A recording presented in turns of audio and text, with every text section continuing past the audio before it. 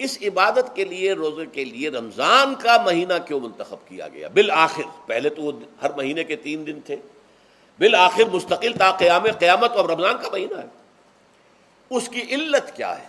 ظاہر بات ہے کہ سارے 12 مہینے اللہ ہی کے ہیں، ہفتے کے سارے دن اللہ ہی کے ہیں، دنوں میں سید الایام جمعے کا دن ہے، مہینوں میں سید الاشہر، یہ جتنے مہینے ہیں ان میں سردار جو ہے مہینوں کا وہ رمضان مبارک ہے۔ کیوں ہے؟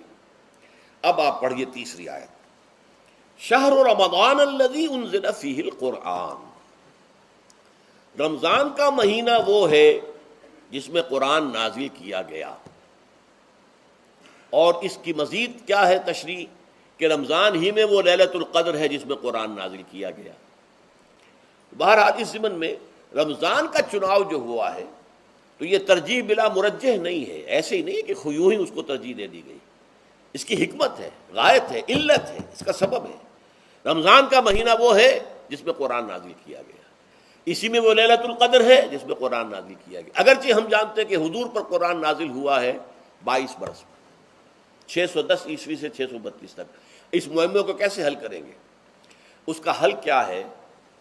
رمضان مبارک کی ایک شب مبارک لیلۃ القدر میں پورا قرآن لوح محفوظ سے دفعتاً پورا کا پورا سمائے دنیا، پہلا آسمان جو ہے ہمارا، اس کے اوپر نازل کر دیا گیا۔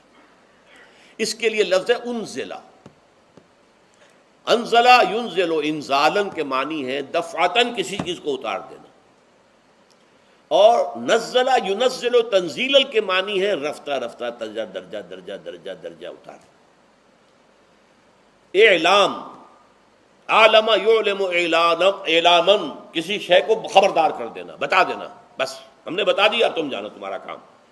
تعلیم یہ ہے اس کو درجہ بدرجہ سمجھانا، اس کے دماغ میں اتارنا، دیکھنا کہ اتنی بات سمجھ گیا تو اگلی بات سمجھانا، یہ سمجھ میں آ گئی تو اگلی بات، تعلیم اس کو کہتے ہیں۔ تو انزال دفعتاً اتار دینا، تنزیل رفتہ رفتہ تدریجاً تھوڑا تھوڑا کر کے اتارنا۔ تو حضور پر تنزیل ہوئی ہے، فَإِنَّهُ نَزَّلَهُ عَلَىٰ قَلْبِكَ، جبرائیل نے اس قرآن کو تھوڑا تھوڑا تھوڑا تھوڑا کر کے، نزلناہ تنزیلا، رتلناہ ترتیلا، ہم نے تھوڑا تھوڑا کر کے اتارا ہے۔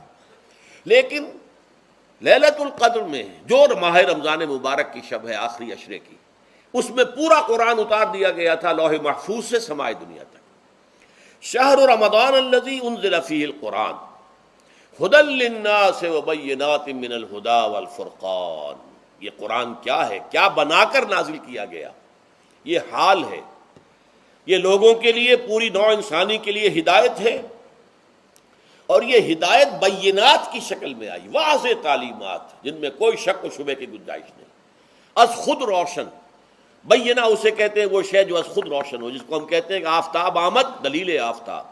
جب سورج طلوع ہو گیا تو اپنے وجود پر وہ خود دلیل ہے، اسے کسی اور دلیل سے ثابت کرنے کی ضرورت نہیں ہے، از خود واضح۔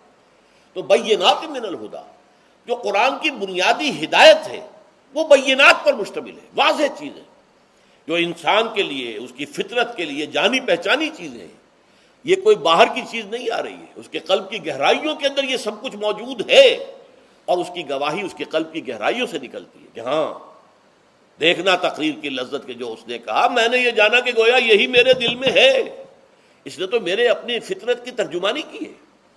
والفرقان، بینات من الہدی والفرقان، یہ بینات کا اطلاق فرقان پر بھی ہو رہا ہے، حق و باطل کے اندر فرق کر دینے والی شے۔ بین صورت میں یہ حق ہے، یہ باطل ہے، یہ جائز ہے، یہ ناجائز ہے، یہ غلط ہے، یہ صحیح ہے۔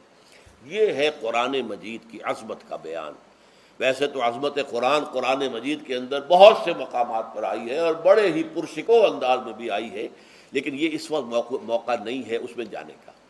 یہاں جو قرآن کا تعارف کرایا گیا، ھدی للناس وبینات من الھدی والفرقان، اور یہ رمضان میں نازل کیا گیا، لہٰذا رمضان کا مہینہ جو ہے اس عبادت کے لیے خاص اور مختص کر لیا گیا۔ فمن شہد منکم الشہر فلیصم، تو جو کوئی بھی تم میں سے اس مہینے کو پائے یا اس میں مقیم ہو، وہ لازماً روزہ رکھے۔